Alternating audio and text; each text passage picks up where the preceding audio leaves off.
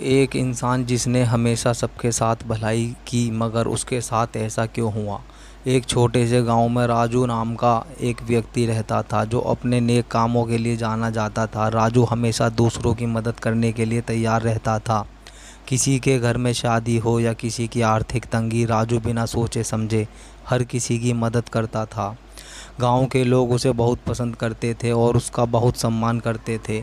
राजू का एक छोटा सा खेत था जिससे वह अपनी आजीविका चलाता था। एक दिन गांव में एक बड़ा तूफान आया और राजू का पूरा खेत बर्बाद हो गया। उसकी फसलें नष्ट हो गईं और उसकी सारी जमा पूंजी खत्म हो गई। राजू के पास अब कुछ भी नहीं बचा था। उसने सोचा कि उसने हमेशा दूसरों की भलाई की, फिर भी उसके साथ इतना बुरा क्यों हुआ। राजू की हालत देखकर गांव के कुछ लोग उसकी मदद के लिए आगे आए। उन्होंने पैसे इकट्ठे किए और उसे आर्थिक मदद दी। राजू ने इस मदद को स्वीकार किया और फिर से अपने खेत को तैयार करने में जुट गया। लेकिन उसकी मुश्किलें अभी ख़त्म नहीं हुई थीं। कुछ ही महीनों बाद गांव में एक और आपदा आई और इस बार राजू की मेहनत फिर से बर्बाद हो गई।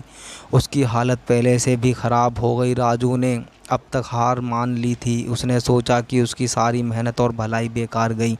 लेकिन फिर एक दिन गांव में एक बड़े व्यापारी जो कभी राजू की मदद से अपने पैरों पर खड़ा हुआ था, उसकी कहानी सुनी। वह राजू के पास आया और उसकी मदद करने का वादा किया।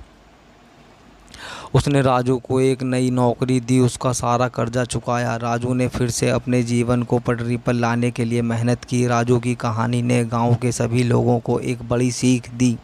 भले ही जीवन में कितनी भी कठिनाइयां आएं, हमें अपने नेक कामों को नहीं छोड़ना चाहिए। भलाई का फल हमें देर से ही सही लेकिन ज़रूर मिलता है। राजू ने अपनी मेहनत और अच्छे कर्मों से ये साबित कर दिखाया कि सच्ची भलाई कभी व्यर्थ नहीं जाती।